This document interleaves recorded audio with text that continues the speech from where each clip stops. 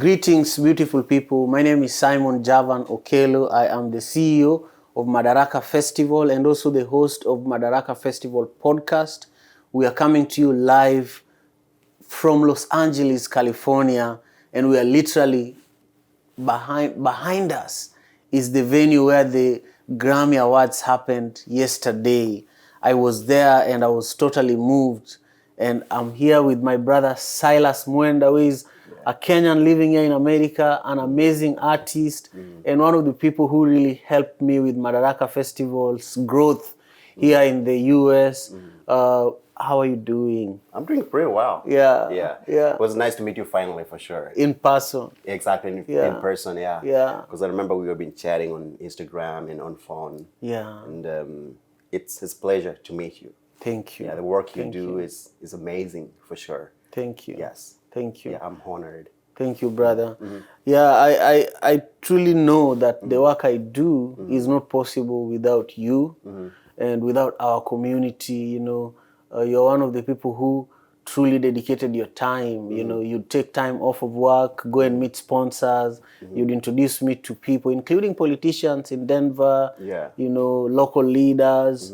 And I can never forget that, you know. Thank you. My pleasure. Yeah. They just wanted to make the event more successful and colorful, right? Yeah. And Madaraka is just spreading the African vibe to the regions and places where they have not seen that before. Right. And that is part of my mission, to be able to spread my vibes, my African roots and music and culture to other places. Right. And I was very excited. I'm still excited to be part of it. Thank you. Now, I want you to take us back, you know, to your upbringing. Yes. Whether you want to start from when you are 5 or 10 or 15. I want you to paint a picture for us of the sounds that you grew up with, the colors that you saw growing up, the smells, you know, the foods you ate, and how all of this shaped who you are as an artist today. Wow, that's a good one. Yeah. My name is Silas Muenda, born and raised in Meru. I was raised in Meru, the middle of Mirara, plantations. Yeah. And all I grew up chewing was Mirara, you know, cat.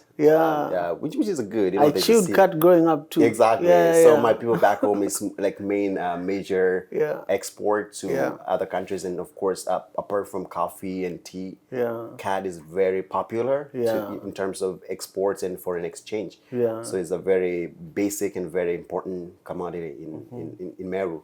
So I grew up doing that, farming, doing that, and I really never knew I will pursue arts, music, or acting as my career or one of the things I'm doing right now.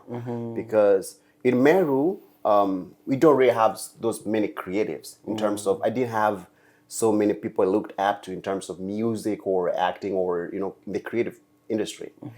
But I remember in school and in church, I was very active. I was very active in terms of singing and acting and doing those little things that brought a lot of joy in my heart. And I paid attention to that.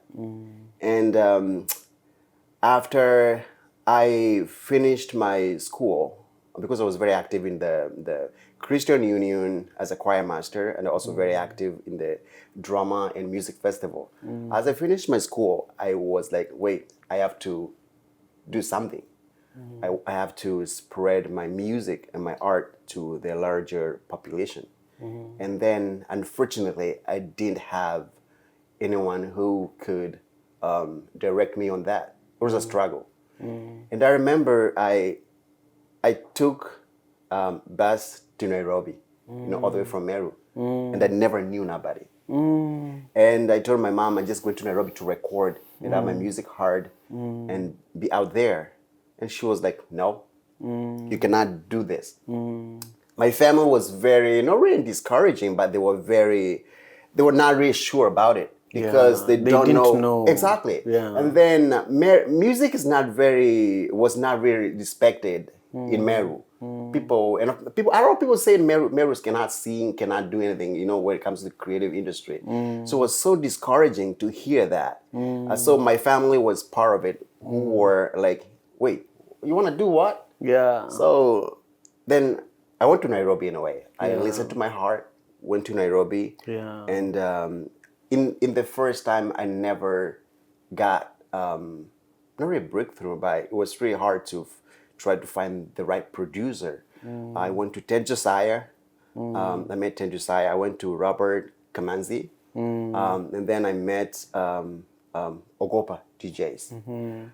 After I met Agopa DJs, I went to work with Agopa DJs. And basically because that's the season where Easter, Nameless were right on top of the game at Red Sun as well.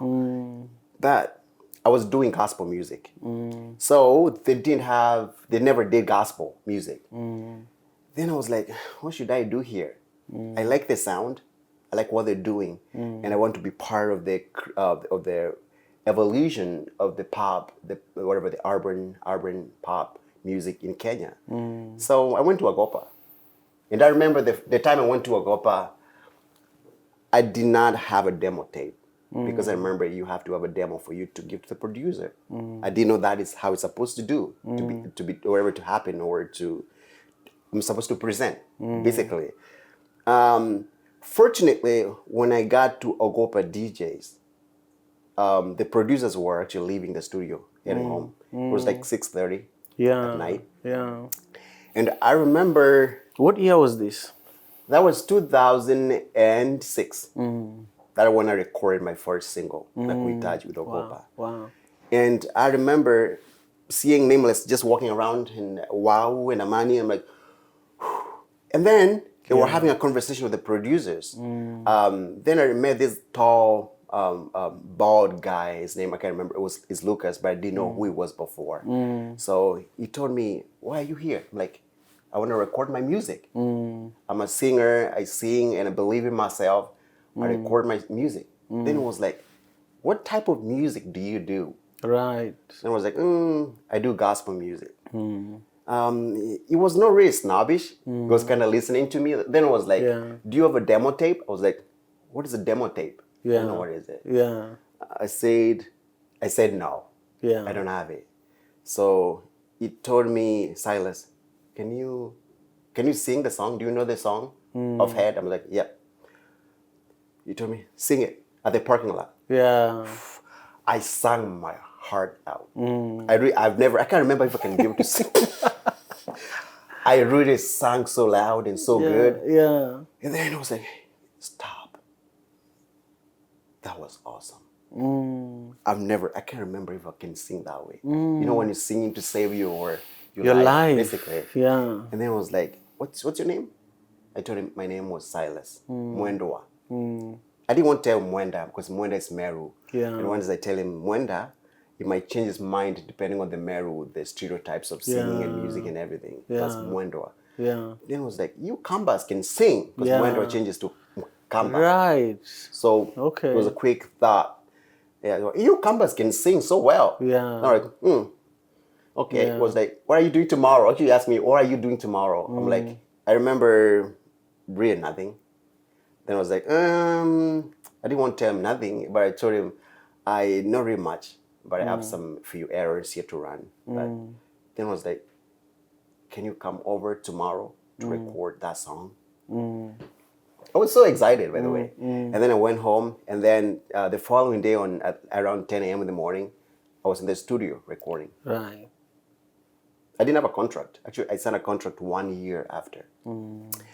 And then the following day, I was recording. And that's the first time I met Nameless, because I met Nameless at the lobby. It was still starstruck. You know, that time when Nameless was huge. Yes. Wow, they were still there trying to have their session. And I was like, I don't know. It was so hard for me to sing the song, to be honest. But I did it. And I did so well. So they kept the song. And then after like 6 years, that's when I signed my contract. As the first gospel artist signed by Agopa DJs. They have never signed, but they told me we would take risk on you, Silas. You seem to have a lot of confidence and a lot of passion for what you're doing. And of course, sometimes when it comes to music industry and these things, it's more of passion than talent is okay. Yeah. But passion is what takes you to the next level. To be honest, so I was like, wait.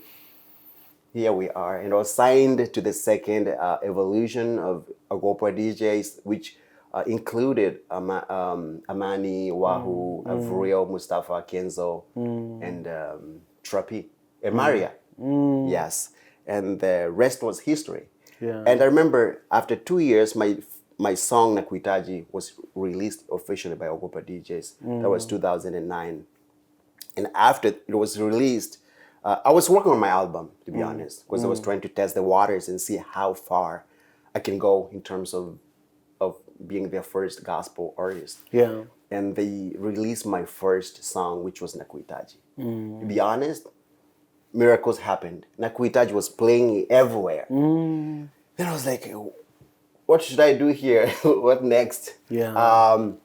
Within like 4 months, I was nominated by Jaguatene, which was big back then. Yeah. And then within 2 months after that, I was nominated by Talanta Awards in the US as the best upcoming artist and US based. And I remember I was still trying to work on my album. Agopa was still investing on me, paying more attention on me to see how far I can go. But things changed, and I traveled to the US. That was in I can't really remember the date. But I traveled to the United States for the Talanta Award ceremony, which was held in Seattle, by the way. Oh. Yeah. Community, river community. Yeah. Community college. And I won. Green River? Green River, yes. Yeah. It was held in Green River, that community college in Seattle. Okay. And I remember I didn't know anyone in the US. I didn't have a friend in the United States. And my family was like, are you crazy? Are you traveling to the US knowing nobody? I'm like, wait, I know what I'm doing. Sometimes it's a matter of, life is a matter of faith. Faith, It's faith, and sometimes... And listening to yourself. Listen to the deeper inner voice that is within you. Because sometimes that voice, your gut feeling, you know, it's very important. And I was like, I'll go. And I remember when I got to the airport, I landed in Seattle. I used to call it Sito. Yeah. Sito. Yeah. I was like, where are you going? I'm going to Sito. And then they were like, Sito, you're in the wrong... Sito is in England. Yeah. And then I'm like, how am I supposed to call it? Yeah. Of course, when I got here, that was Seattle. Yeah. Now I learned how to do it. Yeah. But it was really interesting. And when I got to the airport, at the port of entry, they were asking me about, why are you here? Who are you? I'm like, I'm coming here to sing. It's an award ceremony. So they were like, are you supposed to be in the US? Actually, they wanted to take me back. You know, and then they put me in that little room. There's a little room where they put you. Yeah. And then I was told when they put you there, they're trying to... Send you back. Exactly. Yeah. And then they're like, why are you here? Are you a singer? Who are you? Can you prove it to us more that you're a singer, you're an artist from Kenya? Or what are you coming here to do? Do you have CDs to sell? And I remember it's the same year when Kaberere, there's a Kaberere guy from Kenya, was also at the same port of entry. Yeah. So I was like, I think things are now looking great here. Yeah. Then I remember they asked me, are you really a singer? Can you sing to us in that little room? Yeah. When they asked me, can you sing to us to prove it? Simon, I sang my heart out. I have never sang so loud at the airport. I sang and sang and sang. That I get, stop. Go out. Thank you. That is what saved me. Yes. A cappella at the airport. Yes.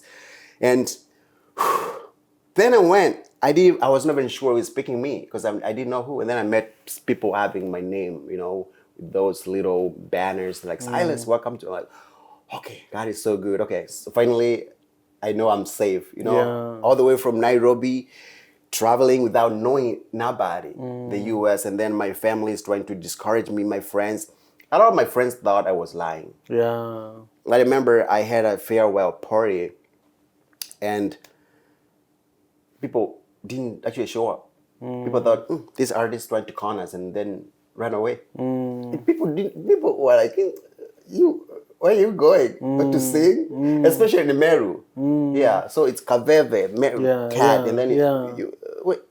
So I was like, wait, God, I have to prove these people wrong. Yeah. And I'm so humbled right now because I was able to get to Seattle in a safe way. Yeah. And from there, I went to the event and then Green River Community College. Yeah. And I won the award, and the rest was history. And from there, you never went back.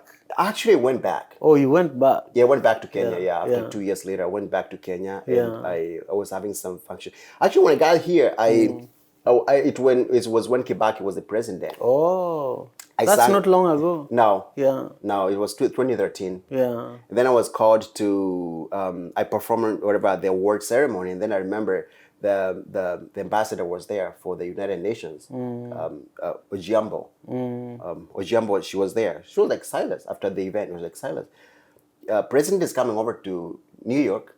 We want you to come over and sing at the reception. United Nations, it's always on September to October there. I can't remember. So I was like, yeah. She was like, do you have a patriotic song you want to come over to? I'm like, yeah, I have a patriotic. I didn't have anything. No. I only had one song that was well produced. And that one single, Nakuitaji, I remember. And then from there, I had so many invitations to places, to churches. Then I'm like, what am I going to sing? One song? Then I told people, yes, I'm coming. Yeah. It was really hard to perform one song because I went almost 10, 15 states performing, to be honest. Even Denver, I was called there to sing. That's why That's how you ended up there. Yeah. I was called to sing there. I went over to Ohio, to PA, to North Carolina, LA. That was my first time in California with one song. Because people thought I'm an artist, established artist with songs, and so people were like, we want you to come over. And then I went there, I was singing my song and singing other people's song. So I ended up this little compilation of a CD with my song, some other few songs from people. And then I did that. Yeah. And I remember she was like, do you want to come over to perform at the reception ceremony in New York? I'm like, yeah, I have a song. I didn't have it. But I was like, I always learn to say yes before I say no. Yeah. And I usually don't like to miss an opportunity because of being stupid. Stupidity or lack of self-confidence. Yeah. And as I said, passion. Yeah. Can take you far. It's not even talent. And then the event was happening in 5 days. And I'm supposed to sing a patriotic song there and get my tickets and everything. I told her, yeah. And I remember she gave me her number. And after that, after 2 days, I had a producer in Kenya who I talked to. And actually, there's a guy in Seattle. His name is Simeka. That name sounds familiar. Simeka. Yeah. The Simeka's family. Yeah. They really helped me. Yeah. Yeah, because they had a recording studio in Nairobi where they could do music virtually, where the producer could do the track and then I will sing over that track. And I remember that night I never slept. I was writing the song. And then the following day I'm trying to record the song. And then that night I'm flying to New York to sing at the reception. And once I landed at the reception, I went straight to the venue to sing the song. So it was chaos in a good way. And I wrote the song. The Simeka, they did the song in the track in Kenya. They sent me the track, and then I went there and I did the song at the reception, which was amazing. Actually, you can never tell. Yeah, I love it. I love it. Now, talk to us about your current projects. When you think about your career as an artist, what is exciting for you that you have out there? I know Nakuitaji is what brought you to America and actually, built your career.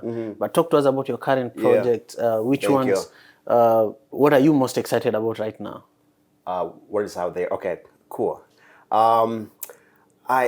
After I moved here, I felt a need because as I was telling you, I was working on my album with Agopa DJs, and then I felt like there was this gap left in between of my Swahili music that was never released in Kenya. And I felt like I owe Kenya or my fans down there because I never finished it. There was one song and then I'm here and then should I do songs in English or then I'm like, no, let me just continue doing that for a while until, So I've been working on Swahili music. Oh. Yes, that's the reason I've been working on Swahili music. So at least I can say I did a couple of songs in Swahili and Kimeru. So right now I've done some with Rose Mohando. I did some with Pitson. It's on my YouTube channel, which did very well. With Dr. Mbuvi. Dr. Mbuvi is an amazing friend of mine in Kenya. I also Nifungue Macho. I did Precious, and I also released my own first solo project last year, the end of last year, which is Tabibu. I'm a piano, exactly, which has done so well. By God's grace, my music has been well received in Kenya, the media, to be honest. And I'm so grateful for the people who listen to my music and feed for my music. It's an encouragement for me to be able to work more and give more project out there. And I promise more projects are coming on the way. Yes. What are you excited about what's coming? Like what project are you working on that you want to share with me? Yeah. I do music. I'm also an actor. People doesn't know that. I didn't know the acting part. Tell me. I actually am signed to Wilhelmina. Oh. I have two agencies. I have one agency in LA, Savage. It is in West Hollywood. I got signed to Savage last year. Oh. So Savage is more of TV commercials, and film. And Wilhelmina is more of it's basically of commercials and modeling. I don't do modeling, but I just do the commercial modeling. Yeah, commercial modeling is what I do. Where you take pictures for product. It's different. It's not the one you do the runway. Right. No, because they're different. So Wilhelmina, that's what we do. So in Denver, Wilhelmina, and then I'm signed to Savage Agency in Los Angeles. Okay. And, I've been working with a lot of staff. Right now I'm working on a project on Abbott Elementary. It's a sitcom on ABC. Oh. Yeah. Okay. I booked that role 2 weeks ago. Oh. Yes, I was supposed to come to LA to film. Yeah. But now I'm here for the Grammys. I don't know. So many things happening. Yeah. But acting is one of the things I do. I love acting. I've been acting for a long time, even way before I started singing. Yeah. Yeah. Yeah. But I'm looking forward to see what the future holds. Yeah. And of course, I want to do more projects. Yeah. Like right now, I'm working on my personal project. It's a short film on mental health. Yeah. It's called Blue. Blue is a film that I want the world to see. I just want the world to see. To be honest, I've been working on that project for almost 2 years now. Yeah. Yeah. I love it. Most of the money came from my pocket. Yeah. So because sometimes it's so hard to find an investor for projects like some people that. Don't exactly. Yeah. But I think it's because I believed in myself that I can do it. Yeah. Sometimes before you go asking people for money, you can still see how far you can go. And I'm so happy God has provided. Yeah. Because I want to tell this story about mental health, which is so universal in terms of it's affecting every community, race, everywhere, from Kenya to America. And I am so thrilled because I'm sure you're going to change lives, So many people are dying of depression and, name it. Yeah. Yeah. So just wanted to shed some light on that. Yeah. I've paid attention to projects that brings joy and light to people, and that's what art is all about. Yeah. Yeah. I'm excited about it. Yeah. I love that. I'll share it with you when it's out. I love that. Now, one of the things that I want us to touch on is, you've been successful here in America, but many people back home, when they see Kenyans or Africans who live in America, they feel that this is the land of milk and honey. But I don't think it's been that easy. I don't know what your story is, but just share, how have you adjusted to living here, and share a bit of what it has taken you to get to where you are. I think it's discipline and hard work and passion combined. So many people in Kenya think it's so easy. Life is so easy here. It's a land of milk and honey. It's okay, but I don't think it's the truth. No one is gonna give you money just like that. Money don't grow on trees, you know. It's not you're gonna just go plucking money from the trees. You have to work hard on it. It's expensive, you know that. Especially like Denver or Seattle or even LA. It's very expensive. So what I've done is having a goal, a plan of what I want to do. And of course, what motivates me in my life more is where I've come from. I always thank God for where He has taken me right now. And I wouldn't like to go back. Not in Kenya, but I'm saying I'm not from a family where it was so well, you know, it was, you know, I think you know what I'm trying to say. So my life was more of, you know, my parents trying to raise us, you know, me, myself trying to get everything together. So in that case, I don't want my kids to be in such a situation or my life as well. So I'm a person who works hard.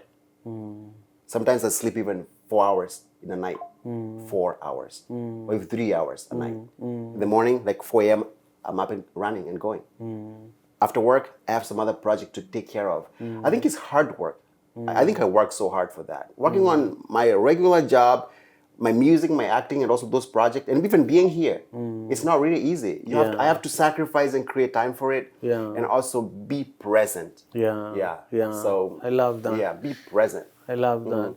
Now, you know, there's so many artists from Kenya, from Uganda, from across Africa, and also from within the US and around the world that are just dreaming of being at the Grammy. Yes. And for you, yesterday you were at the Grammys. Oh my God, yes. You know, how was it and how does it feel to be the boy from Meru that nobody believed in? And for you to actually be at the Grammys? Wow. To be honest with you, it's going to take me a so long time to recover. I've never been a moment like that before, in a good way. When Grammys actually invited me, they invited me to attend the 67 Grammy Award here. It was surreal in terms of, okay, is it true? Like, then what next? I chuckled. I remember. I was like, okay. Then I was like, wait, I want to do it. On Saturday, actually, I was supposed to have an event in Denver. There was an event going on for in Denver, sister city, at night, where DJ Steve Jr. Steve Jr. Exactly. I was on the flyer. Was on the flyer because it was not planned for me to be here. This happened from the middle of nowhere. Then 1 week before our event on Saturday, I got an email from the Grammys like inviting me here. And then I had to do my arrangements with work and also create time for it. You know, sometimes it's good to create time for it. Sometimes it's good to create time for the things you love. Of course, my heart and my creative, whatever passion comes first. Because that's what brought me in the US, according to my story. So we have to respect that no matter what. And I remember I got here on Saturday night, 1:30 a.m. in the morning, landed and went to sleep to bed. Yesterday, when I got there, the most fascinating thing was I was just taken to the VIP. Yes. I was taken to the VIP, and when I got there, it was like less than 200 people. They were all stars, Hollywood stars, singers I've always respected. And I remember there were 2 seats that were vacant the time I got there. And one was between, was it Thames, Nigerian singer, and Will Smith, the actor. You know, when I walked there, I was like, wait, so you guys taking me right to... And I didn't want to sit there, to be honest. I felt like I don't... belong. Like, wait, what's happening here? It took me a while. To really register what's happening. You didn't believe it was you? No. Because actually, I could literally see the stage. Stage was like, I couldn't touch it. It was right in the front. Then I was like, wait, okay. Then I sat down. Then after I sat down, I remember she was trying to introduce herself to me. And well, I met her mom because she introduced me to her mother, of course. And then I told her I'm from Kenya. And then I was like, Thames, you want to meet me? You know, I didn't ask her, but I was like asking myself in the heart, do you want to really meet me? Yeah. You want to know who I am? Exactly. I didn't want Exactly. So I met her mother, and then her mother told me she likes ugali. She likes ugali and sukuma wiki. We're like, okay. Then on the other side, Will Smith was sitting on my right side. And then Will was like, oh, what's your name? I'm Will. I'm like, I'm Silas. Yeah. I'm Silas. It was really surreal in terms of, I didn't know what to say. Yeah. Then I was like, come, Jaden, come meet Silas. Then Jaden had this little box on his, whatever, was on the red carpet, that little thing. Then I was like, wait, so what should I do here? Within 2 minutes, I moved to back seat because there was some commercial break and stuff. And then when I moved on the back seat, I met, the stars I was able to meet also was Post Malone. Yeah. I was also able to meet Cynthia River. I met Kendrick Lamar, who was getting wine and water from our table. It was a very surreal night. Yeah. But one of the most interesting thing, apart from meeting all those stars who I've always seen on television before and admired, I struggled to enjoy the show. Yeah. And the reason why I struggled to enjoy the show was I felt like, do I belong here? Yeah. I think the biggest question to me was, how did I get here? Why am I surrounded by almost 12 Hollywood stars? Yeah, like exactly. Global stars. Exactly. Yeah. And actually after that, I was invited to the after party, which was in Beverly Hills last night. And I met the same people. And they were right in front of me, trying to introduce themselves to me. It was really, but one thing I learned yesterday I was struggling with was trying to understand, like, who am I? Do I belong? And why am I here? And that's why I'm saying I really never enjoyed the show that well, because I had so many, actually, I was sweating. Yeah. And I remember Thames was asking me, are you okay? Is everything okay with you? Yeah. Then I didn't know what to answer. Yeah. Because it was... Man, I'm telling you, I was there too, but I enjoyed the show. I did not enjoy the show. I enjoyed the show. I was up there, I was very far away from where you were sitting. I really enjoyed it. I was on the VIP and I never enjoyed the show. And there's one reason never enjoyed the show because I was starstruck by almost 12. And actually, they're trying to meet me. We're shaking hands. I've never met Beyonce before. Yeah. And then when you meet Beyonce, like, hey, how you doing? Yeah. They're smiling like, good Lord, I'm dying right now. And then behind you meet another one. Alicia Keys, she was there. Then I was like, wait. It was an interesting night. I'm still recovering from it. I'm sorry, I'm still recovering. But now... Yeah, God was testing you. But then I was whether you're ready or not. Exactly. Then I was like, there is a message that God wants to communicate here. Because I believe all things work for a reason. There's a reason why things work. Even the way I met you today, there's a reason why I met you. Everything happened like this. Let me tell you a story. One day in Seattle, actually something similar to what happened to you happened to me. I was awarded, I was recognized for, the humanitarian work I do with One Vibe Africa.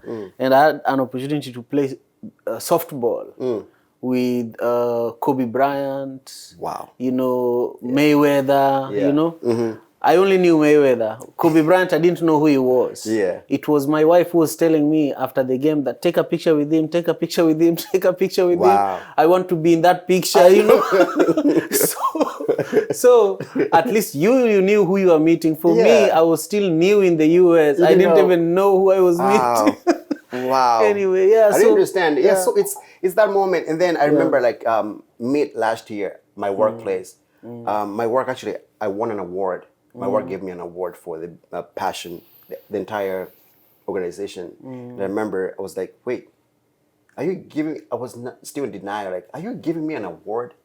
Yeah, I was given an award actually, which was everyone complained about, like, why did you give Silas this award? I remember. it took me a while to recover from it because I was like, do I really deserve it? Yes. Yeah. To be honest, the imposter syndrome was very real. Since that moment when I was given the trailblazer in my company for passion. I saw you post about it. Yeah. And I remember people were like, Silas, why did you... Actually, people were asking, why did you give it to Silas? Yeah. Then myself, I was still asking myself, why am I giving it? And then of course you laugh. Yeah. And they had a ceremony where they award their stars for that year. And I was there. And I remember the whole night, I really never got anything because I was still laughing to myself. I'm like, how did I cheat my way here? That's another moment I remember from my workplace. Yeah. And I'm sure so many people are nodding. I'm not saying happy, but like, how did he get that? Yeah. I was given by HR, the entire organization. Yeah. The same applies to the Grammys. Yeah. I was feeling the imposter syndrome was so real. Yeah. And then at the end of the night, one thing I carried home with me was, I am good enough. And we are all good enough. And some things that looks very impossible, so hard and so difficult, they look so very far away, you can achieve them if you don't limit yourself. Yeah. The problem we have is putting ourselves in a little box and saying this is where I belong. And sometimes we do that depending on our past, what happened to us, or where you come from. You think, okay, my family, my village, this is where we go, how far we can go.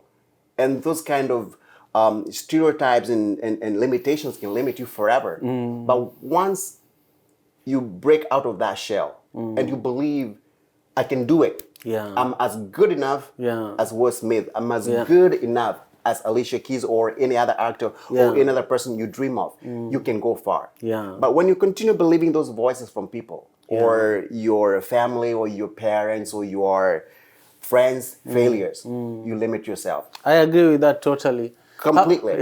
How did you it feel? You are good enough. Yeah. Completely. I agree with that. I agree with that, and it's something I tell myself all the time. You know, I remind myself all the time. Even this morning when I woke up around 5:30. Yeah.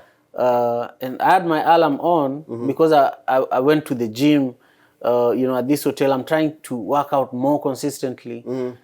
So when I woke up, the first thing I did was turned on my phone, went on social media, and I almost got distracted not to go to the gym. Oh, okay. Then I reminded myself who I am, Yeah. And right now it's time to go and work out. So I got up and did what I told myself I'll do. Yeah.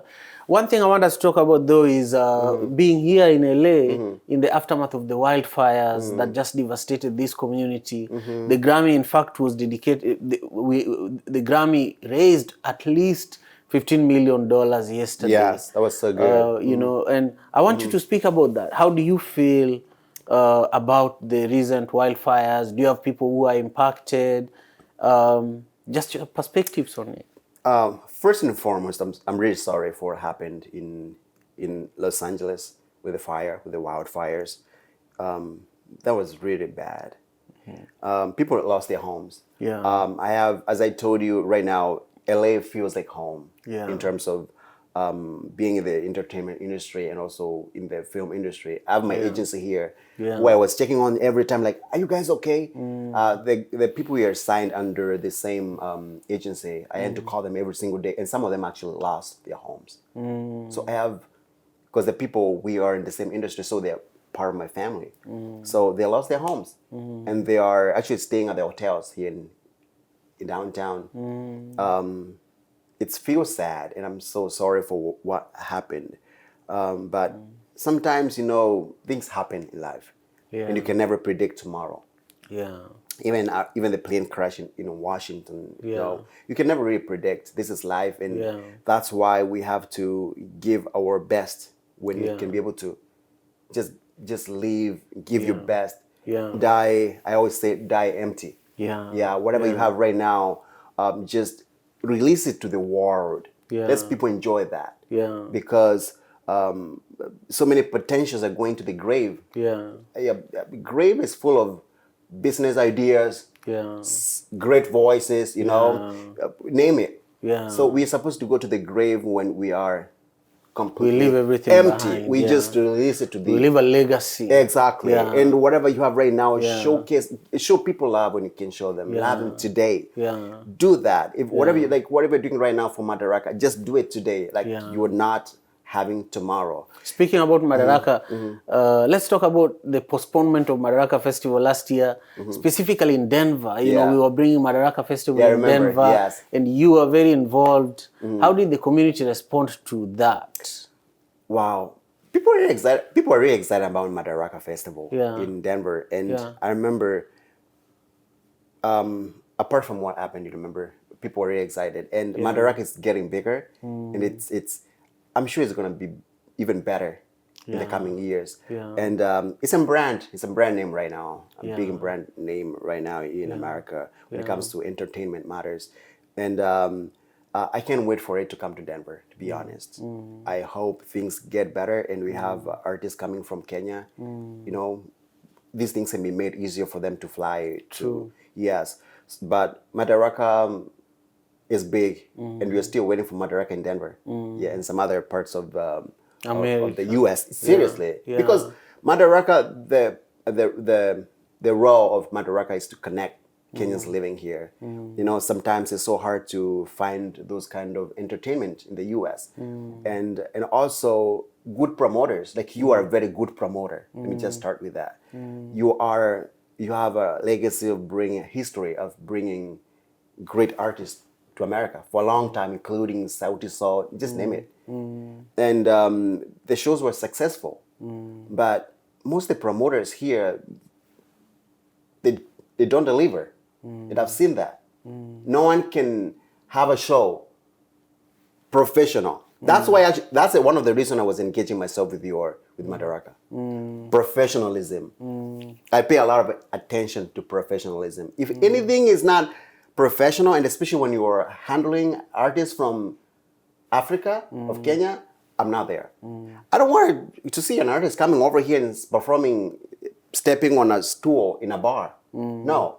It should be on a good stage. Right. With the lightings and everything that they deserve, because they deserve respect. Right. They deserve good time. They deserve everything. You know, but now when I see people coming here with bogus promoters and they are mistreated, it's like they don't matter. You know, they're not as good as other artists from other parts. I feel bad. Right. But the way you treat artists from Kenya and Africa, that's why I like Madaraka. And also, speaking about that, I was not impressed with the Grammys not respecting African artists because they never respected them on stage. Why were we not given the awards? Exactly. Like Thames should have been given on stage. Should have a time allocated for her. You know, she's as good as the rest of the artists. Why is that happening? That is a conversation that we should have. Yes, we should have. But Madaraka, I like it because it's very professional. Yeah, and it treats artists in a professional way. Yeah, and I hope you continue doing that. To be honest, thank you. Yeah, Madaraka is unstoppable. I think it's a lifestyle. Thank you. Yeah, it's not really, it's not even a movement. It's a lifestyle. Thank you so much. Now, what is in your heart that you want to speak to us about that I have not asked you? Yes. First and foremost, I just want to say I have more music coming. My album should be out very soon, sometimes this year. It's called African Rain. I want to release my film Blue this year, and more film, more music on the way, and there's a lot of project, and of course helping spread the positivity of African culture to other cities of the world and other areas where it has never been, and especially now, like last night I met a lot of great people. Exactly, and I have connections, so I have, maybe God willing, use those connections to be able to deliver our hearts. Yeah. You know, our hearts, our creative, whatever projects to other parts where it has never been before. Yeah. And also another thing I want to tell you is, feel free to go and subscribe on my YouTube channel, Silas Muenda. My social media handles are Silas Muenda everywhere: Instagram, Facebook, everywhere. Silas Muenda. And also, don't forget to subscribe on Madaraka Festival YouTube channel and on Instagram as well, because that's where you get the first information, the first breaking news about Madaraka Festival and some other nuggets you want to know about music and African music. Otherwise, I love you so much. And one thing I want to tell you, do not despise yourself. Don't look down on yourself, because you are good enough. You matter. One thing I learned from the Grammys, because as I was saying, people were trying to meet me yesterday, and I was like, are you trying to meet me? Yeah. And after I left Grammys, I left there with this word of, you are good enough. Either you are green or you are too dark or whatever you are, you're too short. You don't limit yourself. You are good as you are, and your future is brighter even than you have never imagined. Stop listening to those voices that tells you you are not good enough. Those negative voices that tells you you are not good enough. You are good enough. As long as you believe in yourself, you keep hard working, you have the passion for what you're doing, for your craft, things are gonna change. You'll be in a different situation tomorrow. So don't look down on yourself. You are somebody, you are good enough, and you are meant and destined for greatness. I love you so much, and God bless you. I feel like you're speaking to me when you're saying those words. And I also just want to thank you all for joining us for this wonderful episode of Madaraka Festival Podcast. We are live and direct from Los Angeles, California. My guest has been the incredible Silas Muenda. And I want you to make sure you leave a comment down below if today's conversation inspired you. And also give this video a thumbs up and subscribe to the channel. That's one of the only ways you can support the growth of Madaraka Festival. Peace.